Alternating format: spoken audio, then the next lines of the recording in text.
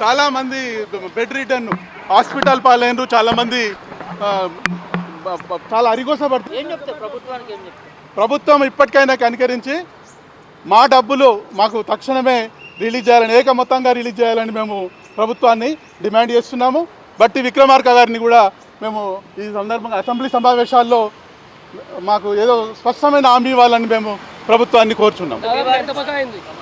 దాదాపు ప్రతి ఎంప్లాయీ కూడా 40 నుంచి 60 లక్షల వరకు బకాయిలు ఉన్నాయి సార్. ప్రతి ఎంప్లాయీకి సగటున 40 నుంచి 60 లక్షలు. నా పేరు వెంకటరెడ్డి సార్, మెదక్ జిల్లా రిటైర్డ్ ఎంప్లాయీస్ కన్వీనర్ను. ఈ అరెస్టులను ఇది ఒక దమనకాండగా మేము చేస్తున్నాము. రిటైర్డ్ ఉద్యోగుల గోస తగిలి ఈ గవర్నమెంట్ నాశనం అవుతుందని కూడా మేము ఈ సందర్భంగా మేము హెచ్చరిస్తూ ఉంటాము. మేము అనేక రకాలైన అనారోగ్య సమస్యలు ఉన్నప్పటికీ కూడా ప్రయాసాలకు వచ్చి ఇక్కడికి రావడం జరిగింది. ఇంకా ఈ అరెస్టులు అనేటివి కూడా అమానవీయ చర్య. చాలామంది నిర్దాక్షిణ్యంగా చనిపోయే పరిస్థితులు కూడా ఇప్పుడు మనము చూస్తున్నాం. 40 మంది చనిపోయారు. నువ్వేమో అనుకుంటున్నావు, మేము వైలేట్ చేసినాము. మీకోసం మేము కష్టపడితే మీకు 2014లో నేను గెస్టెడ్ హెడ్ మాస్టర్గా రిటైర్డ్ అయినా సార్. అప్పటి నుంచి నాకు ఇప్పటి వరకు నా జీపీఎఫ్ కానీ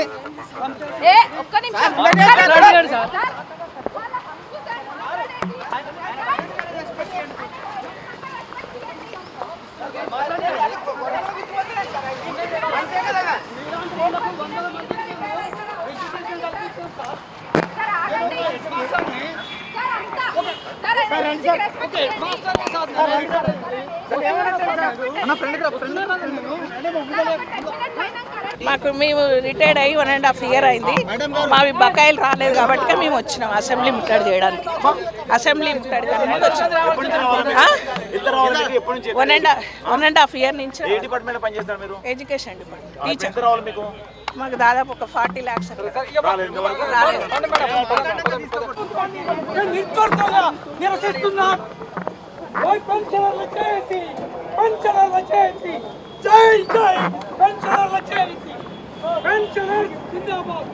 అరే మేము దాన్నా మాకు గ్రాట్యుటీ రాలేదు, అవి రాలేదు, లీవ్ ఎన్కాష్మెంట్ రాలేదు, తెలంగాణ ఇంక్రిమెంట్ రాలేదు.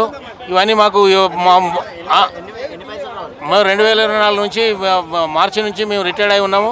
20 నెలల నుంచి మాకు ఎలాంటి డబ్బులు రాలేదు. అందుకొరకు మాకు కుటుంబ పోషణకి, ఇల్లు కట్టుకోవాలన్నా, పెళ్లి చేయాలన్నా, ఏది చేయాలన్నా మాకు చాలా కష్టమవుతుంది. అందుకొరకు మేము శాంతియుతంగా వాళ్ళ అసెంబ్లీని మా సమస్యలు పట్టించుకోవడం లేదు కాబట్టి శాంతియుతంగా అసెంబ్లీని ముట్టడియడానికి వచ్చాము. ఈ రకంగానైనా సమస్య ప్రజల్లోకి వచ్చినట్టంటే ప్రజలు కూడా గమనిస్తారు. రిటైర్ అయినటువంటి ఉద్యోగులు ఆదుకోవాల్సినటువంటి బాధ్యత ప్రభుత్వం మీద, కనీసం ప్రభుత్వం మీద ఉన్నదని తెలియజేస్తున్నాను. విషయం అండి, ఇవాళ 24 మార్చి నుండి రిటైర్ అయినటువంటి ఉద్యోగులందరినీ కూడా ఇవాళ రోడ్డు వచ్చినటువంటి ప్రభుత్వాన్ని మేము నిర్ద్వందంగా నిరసిస్తున్నాము. ఇవాళ రాష్ట్ర వ్యాప్తంగా సుమారు 50 మంది పెన్షన్దారులు పెన్షన్ బకాయిలు అందలేక తాము దాచుకున్నటువంటి డబ్బు ప్రభుత్వం చెల్లించకపోవడం వల్ల హాస్పిటల్స్ పడి తమ యొక్క అవసరాలు నెరవేర్చుకోలేక ఇవాళ చనిపోయినటువంటి సందర్భం ఇది. ఏ ప్రభుత్వం, దేశవ్యాప్తంగా ఏ ప్రభుత్వం కూడా ఈ రకంగా వ్యవహరించలేదు. ఇది చాలా అన్యాయమైనటువంటి విషయము. 50 మంది చనిపోతే కూడా ఈ ప్రభుత్వానికి చీమ కుట్టినట్టు కూడా లేదు. ఈ తెచ్చుకొని మేము తల మీద పెట్టుకున్నామండి. ఈ ప్రభుత్వాన్ని ఏదో చేస్తుంది, మాకు మా హామీలు నెరవేరుస్తారని అనుకుంటే ఆ ప్రభుత్వం అంతకంటే ఎక్కువ అధ్వానంగా చేస్తుంది. మమ్మల్ని ఏరుకోరి తెచ్చుకొని ఇవాళ మేము దాచుకున్న డబ్బులు కూడా కనీసం ఇవ్వడానికి వాళ్ళు ముందుకు రావడం లేదు. ప్రభుత్వం ఒకవైపు విలాసవంతమైనటువంటి ఖర్చులు చేసుకుంటున్నారు. కానీ మాకు బాగున్నప్పుడు సార్ 1.5 year అవుతుంది సార్ రిటైర్మెంట్ అయిపోయి, డబ్బులు లేవు సార్. Commercial taxes. నేను డిగ్రీ కాలేజీలో లెక్చరర్ అండి. Doctor Vangala Srinivasu degree college లెక్చరర్ను. నేను SRR కాలేజ్ కరీంనగర్. సార్ మాకు రావాల్సినటువంటి బకాయిలు మాకు చెల్లించేటువంటి ప్రభుత్వం ప్రభుత్వము ఉచితంగా ఇవ్వడం లేదు, ప్రభుత్వం దయాదక్షిణంగా ఇవ్వాల్సిన అవసరం లేదు. మేము దాచుకున్న డబ్బులు, మాకు రావాల్సిన డబ్బులు వెంటనే చెల్లించాల్సిందిగా మేము డిమాండ్ చేస్తున్నాం. దాదాపు ఎంత బకాయిలు ఉంటాయండి? ఇవాళ ప్రతి నెల దాదాపు 700-800 మంది రిటైర్ అవుతున్నారు. కనీసం ఒకరికి 50 లక్షల చొప్పున ఇప్పటికీ దాదాపుగా ఒక 3,000 కోట్లు ఇవ్వాల్సినటువంటి అవసరం ఉంది. నెలకు 700. లక్ష్మణ రిటైర్డ్ అయ్యి 1.5 ఇయర్ అయితే ఇంత కూడా రూపాయలు రాలేదు మాకు. రిటైర్మెంట్ అయినా నేను మెడికల్ రిటైర్మెంట్ అయితే 50 లక్షల రూపాయలు 1 రూపాయి రాలేదు. ఇంత ఘోరం ఉండదు. మానవత్వం లేకుండా ప్రభుత్వం ఉన్నది. మానవత్వాన్ని పెట్టుకోవాలని దయచేసి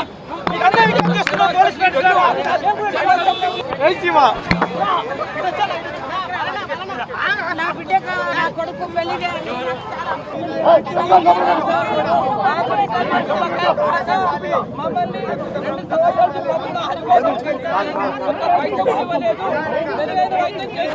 ఫోన్ కింద